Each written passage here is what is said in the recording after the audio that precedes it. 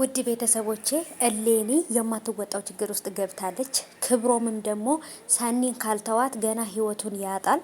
ጽናትና ኪራም ከዚህ በኋላ ሰውን አስታራቂ ነው መሆን ያለባቸው እንጂ መጣላት አለባቸው ብዬ አይደለም። ጽናትና ኪራ እንደዚህ በመሆናቸው በጣም ብዙዎቻችሁ ደስ ብሏችኋል። ናሆምና ምሩ በጊዜ ካልተጋቡ እሌኒ ገና ታፋታቸዋለች እያላችሁ ነው። እጅግ በጣም ነገሮችን አወዛጋቢ ነገር ነው የተፈጠረው። ጆከር ያደረገው ትክክል ነው፣ ምክንያቱም ክብሮም ነው የሄደው ወደ ቤት ብላችኋል።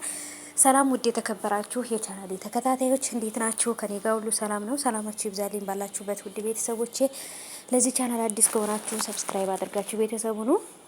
ነባሮች ዌልካም ብያለሁ ውድ ቤተሰቦቼ። ዛሬም በድጋሚ በአዲስ ቪዲዮ መጥቻለሁ። እንግዲህ በጽናት ድራማ ላይ እጅግ በጣም ያው አሪፍ ነገር ነው ያለው ነገር። ትንሽ የሚያሳዝነው የክብሮም ነገርና የኢሌኒ የናሆም ፍቅረኛ ጉዳይ ነው በጣም አሳሳቢው።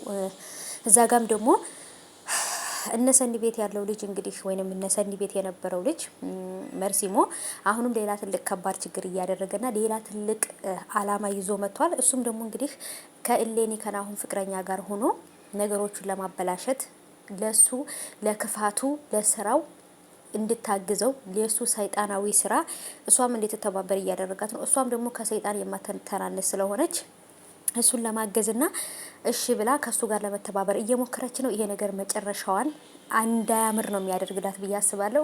እውነት መጨረሻዋን ሊያሳጥረው ነው እንግዲህ፣ ወይ መጨረሻዋም እንግዲህ መሞት ሊሆን ይችላል ማለት ነው። ምክንያቱም ለልጄ ዳቦ ልገዛ ነው የወጣሁት ምናምን ብላለች። እኔ በነገራችን ላይ ቤተሰቦቼ እኔ እንደጠረጠርኳት እናንተም ጠርጥራችኋት አይደል ሌሊን? ወይንስ እኔ ብቻ ነኝ እንደዚህ የተሰማኝ? ምን እንደታውቃላችሁ ቤተሰብ ይቺ ልጅ እውነት ለመናገር ልጅ ቢኖራት ልጁን ለምን አላየነውም? ልጇን ይዛ ስወጣ እናያትም። ልጄ ብላ ብቻ መንገድ ላይ ከናሆም ጋር ስትጨቃጨቅ ነው እንጂ የምናያት የራሷ የሆነ ቤት ውስጥ እንኳን ራሱ ሆነ አላየናትም። ስለዚህ እውነቱን እንዴት ነው ልናምን የምንችለው? እንዴት ነው እውነት ነው ብለን ልንቀበል የምንችለው? የናሆምም ልጅ ሆነ የማንም ልጅ ሆነ ልጁ የታለ? መጀመሪያ ልጁ ይውጣና እንየው ማለት ነው። እኛ እናመሳስሏለን የናሆም ልጅ ነው ልስ አይደለም የሚለውን ማለት ነው። እና ክብሮምም ደግሞ ራስ ወዳድ አትሁን፣ ከዚህ በኋላ በሰኒና በጆከር ህይወት ውስጥ አትግባ እያላችሁት ነው። ኦዲየንስ ወይም ተመልካች ሊከበር ይገባል። ሰምታችኋል። ስለዚህ ውዶቼ ብቻ ግን እስኪ መጨረሻቸውን የሰኒንና የጆከርን መጨረሻ ያሳምርላቸው። የእውነት ነው የምላችሁ። ልክ የጽናትና የኪራን ፍቅር ነው የሚያስታውሰኝ ማለት ነው። የጆከርና የሰኒ ፍቅር በቃ ፍቅራቸው ደስ ይላል፣ መተሳሰባቸው። እንደውም ሰኒ እኮ ታፍራለች በነገራችን ላይ በጣም አይናፋር ናት ሰኒ ማለት ነው።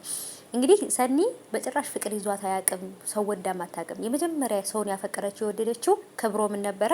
እሱም ደግሞ ልቧን ሰብሮት ነበር እንግዲህ ከሀገር የወጣው። አሁን ግን ተመልሶ ከብዙ ፈተና በኋላ ከወጣች በኋላ በብዙ ፈተና ያገኘችውን ጆከርን እሱን ትተው እሱን እንድታገባው ነው የሚፈልገው እሱ ማለት ነው። እና ይሄ ነገር ደግሞ ለሱ ራስ ወዳድነት ነው።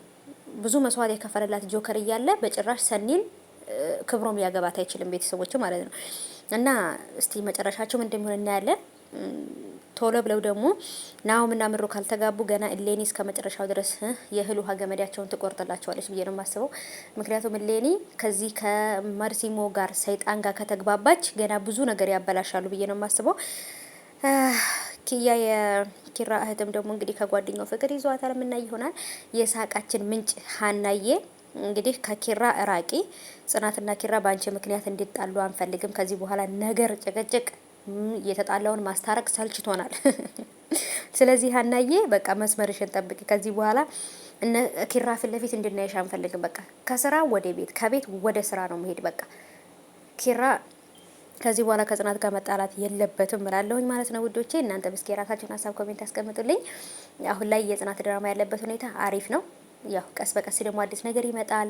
ወይ የናሆም ሰርግ ወይንም የነ ጆከር ሰርግ፣ በቃ የሆነ ሰርግ አለ። ጠብቁ፣ በቅርብ ማለት ነው። ደስ በሚል ሁኔታ ይመጣሉ። እንጠብቅ።